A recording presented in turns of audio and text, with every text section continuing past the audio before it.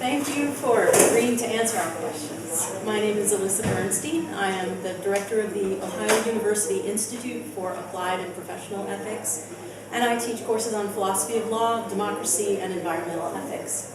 I ask for your time because there will be no formal debate between you and Governor Kasich before the upcoming election. And I've used input from local business owners and students and other county citizens to formulate several questions on matters of local and statewide concern. Southeast Ohio has a thriving and growing tourist industry thanks partly to our beautiful forested hills and countryside, our family farms, our restaurants, many of which use locally sourced and organic meats, milk products, vegetables, and fruits. We have the Shade Winery, we have breweries, including Jackie O's, which makes craft beers that are sold all over Ohio. Although Appalachian Ohio's economy has historically been dominated by extractive industries, here in Athens County we have grown a number of companies specializing in renewable energy and efficient energy use, including Sun Power, Third Sun Solar and Wind, Dovetail Solar and Wind, Sterling Technology, Global Cooling, and E3 Clean Technology. So here's the first question. This year, Governor Kasich signed a law that freezes the state's previously adopted energy efficiency and renewable energy standards, the renewable energy portfolio standards. By doing this, he made Ohio the first state in the USA to weaken its renewable energy standards. So my first question really has two parts. First, what impact do you think this will have on the growth of renewable energy companies and the fight against climate disruption? And second, what laws and policies would you like to see enacted in Ohio to promote sustainable energy and reduce production of greenhouse gases? Well, I thought his action was just deplorable. I really did. And it was a sad thing to me to see Ohio make news as being the first state, as you mentioned, in the country to go backwards when it came to that. And what I thought was so indefensible was that it didn't just make environmental sense, which I thought that it did. What made environmental sense? That the renewable energy standards made environmental sense, but that there was an industry that was continuing to grow based in part because of those standards. So the estimate is that there's in excess of 20,000 jobs that were directly related to the renewable energy industry. It isn't sustainable in the long run to try to base the economy of a state or a region solely on the extraction of minerals or resources, and there's a lot of environmental cost that comes along with that. So I thought it was an awful decision, and I thought it was contradictory to the governor's own claims that he's pro-business, because there were a lot of business groups, it wasn't just the Sierra Club or environmentalists that were saying that was a mistake to turn their back on, for the state to turn their back on renewable energy standards. It was also opposed by organizations like the Ohio Manufacturers Association, because there's a whole supply chain that goes into the creation of solar panels or wind turbines. If anything, what the state should have been looking is ways to actually supplement those things. One of the things that I'm proud of in my record as a mayor and as a county executive is my community of Lakewood, Ohio became one of the first in the state to set up what's called an alternative energy improvement district, where you're actually letting communities and businesses and individuals kind of pool their resources to make renewable energy, whether it's wind, solar, or geothermal, actually more affordable. And I would like to see the state do more of that. So I opposed what I saw happen with Senate Bill 310, and I actually think the state, we need to brand ourselves and really make an investment in those more sustainable technologies going forward. Second question. Many Ohio citizens are concerned about the influence of money in politics in Ohio. The highly regarded nonpartisan magazine Governing said recently that, quote, Ed FitzGerald restored people's trust in Cuyahoga County, Ohio, end quote. As current county executive, you, quote, cleaned house at the county level, end quote. Do you also advocate structural changes at the state level to reduce corruption and restore statewide trust? I do. One of the real failings of the Kasich administration is that there hasn't been a single initiative, not one, when it comes to ethics or transparency or honesty in government. Not one. It isn't even that I can say, well, I disagree with his approach when it comes to government reform. There hasn't been a single attempt to try to rein in the influence of special interest money or corporate money. We all know what's happening in the country. Well, maybe not all of us know, but most of us, I think, know what's happening in the country when it comes to the funding of campaigns. The rulings that have come out of the U.S. Supreme Court, Citizens United, and its propaganda, continue to erode, unfortunately, I think, a citizen-based democracy. Let me be clear, though. Money has always had an influence in politics, and I'm sure it always will. But what happens at the state level, because it's such a large electorate in this state, 11 million people, it puts a premium on money. So I've always been outspent in my campaigns, but I was running more at the local level. It is definitely a challenge. And if people knew the percentage of time that candidates have to spend almost exclusively talking to wealthy donors, it's not just the corrupting influence of money, it's also kind of that subtle pressure that's where you're spending your time and your emphasis. So we need to do a lot of things to restore, I think, our political vitality in the state. But one of them, in my opinion, would be some form of public financing. Sometimes people react against that and say, well, we don't want, as taxpayers, we don't want to pay for our campaigns. Well, I have news for them. They're already paying for the campaigns because candidates that get millions of dollars in campaign donations sometimes make public policy decisions that cost taxpayers billions of dollars. And it would be a good investment if we would switch to, I think, a more public finance system, because then you would get some clean money in the system instead of all the special interest money. Thank you. The Cleveland Plain Dealer reported recently that Ohio environmentalists have been, quote, sparring with the state government over what they describe as a bully mentality in Governor Kasich's office and at the Ohio Department of Natural Resources, close quote. Shortly after this, the Athens News reported that, open quote, the controversy enveloping the Kasich administration over a leaked memo from the Ohio Department of Natural Resources morphed into a full-blown scandal, close quote. How would you make the Ohio Department of Natural Resources and the Ohio EPA more accountable for doing their jobs, especially protecting our air and water? So here's the way I think industry usually responds to environmental regulations. The first tactic is usually to make sure that the regulations are never established in the first place. And if they are unsuccessful in that attempt, then they try to capture the agency itself so that the implementation or the enforcement is controlled by industry. So we already had some environmental laws on the books, and the Kasich administration, in my opinion, instead of just trying to outright repeal a lot of those, there's been some attempt to do that in some cases. But it's been more a case where you've seen the lines between industry and the agencies that are supposed to regulate those industries have become completely blurred. The memo that you referred to, I believe the one that you're referring to, had to do with drilling in state parks and recreational areas. Actually, it was targeting certain environmentalists. And there was a reference to that. So in the ODNR, it was revealed was basically having planning meetings with industry about how to promote drilling in state parks, and had an enemies list of environmentalists and legislators, including ones from this area, by the way, who had been more watchdogs for the environment.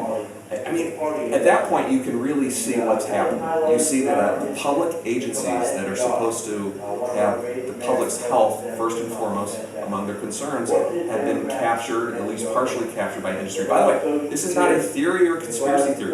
People have quit the Ohio EPA and said that their objective opinions and research was being ignored. We just had a situation, by the way, in another part of Ohio, but I think it's a frightening prospect for all of Ohio. You actually had a situation in Ohio where you had 500,000 residents in the Toledo area that did not have access to safe drinking water for 72 hours. There were staff at the Ohio EPA that were begging the governor's office to do something about that before it happened. But the governor's office was more concerned about the fertilizer industry than they were about what was actually, I think, the average person's right to expect safe and clean drinking water. So how do you fix that?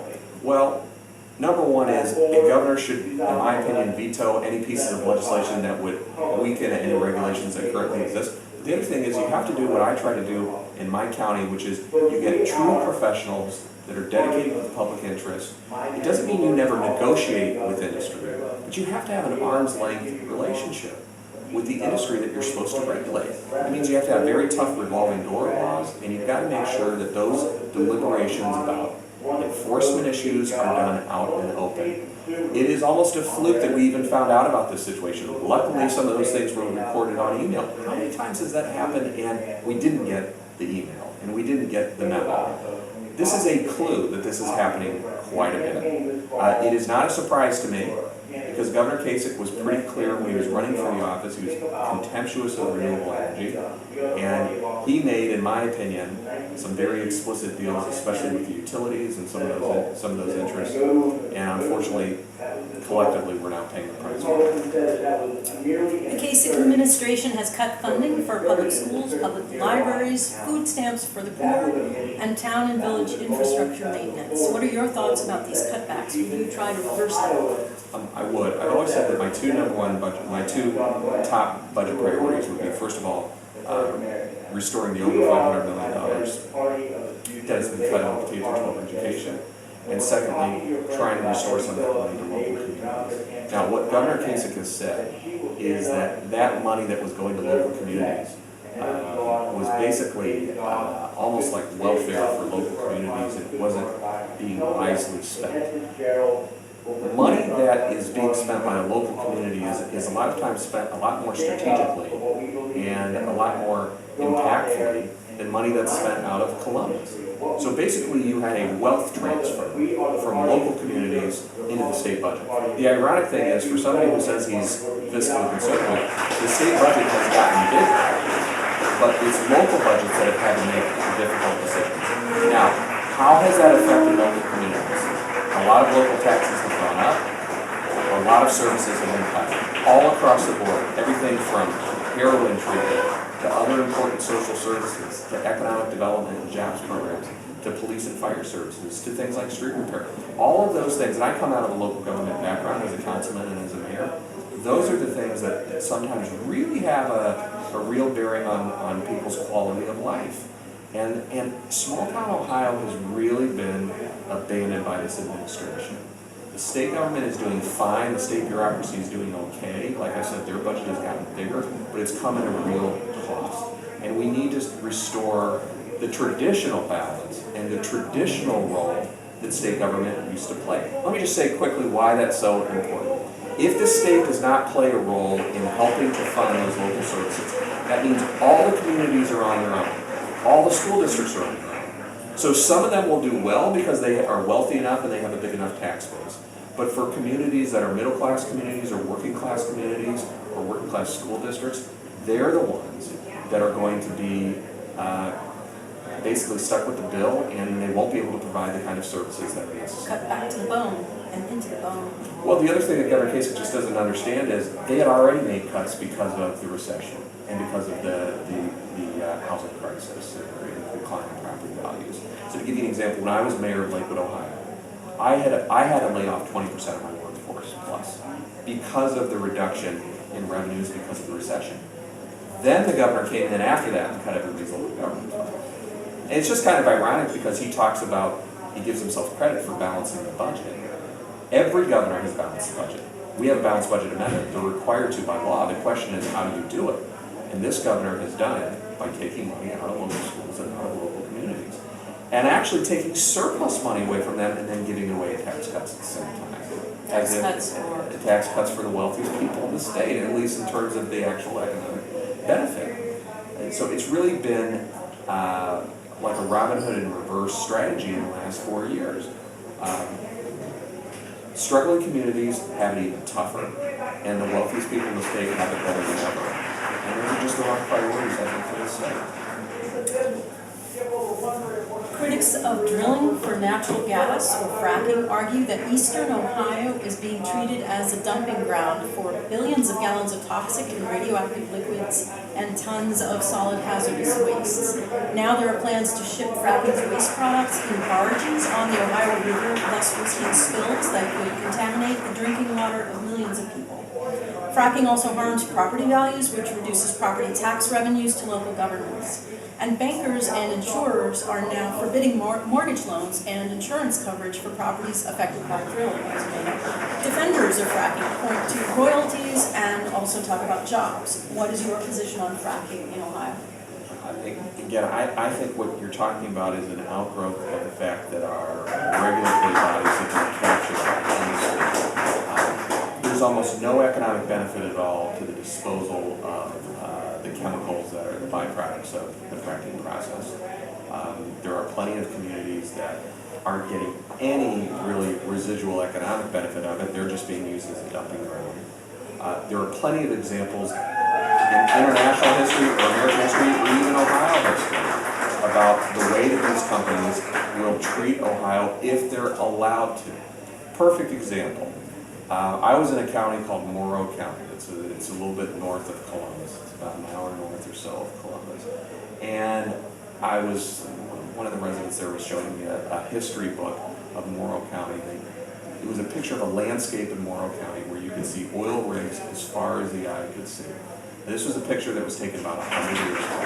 So 100 years ago, Ohio had a big oil rig, and there were counties that had oil rigs and oil derricks as far as the eye could see, all over the landscape. And the postscript to that story is that those counties are as poor today as they ever were. So this is an economic lesson that has happened over and over and over again. You can look at the rest of the world. Countries that have natural resources, if they let international companies come in, take what they want, there'll be some short-term economic benefit, but you have to make sure it's part of an overall economic scheme, development scheme.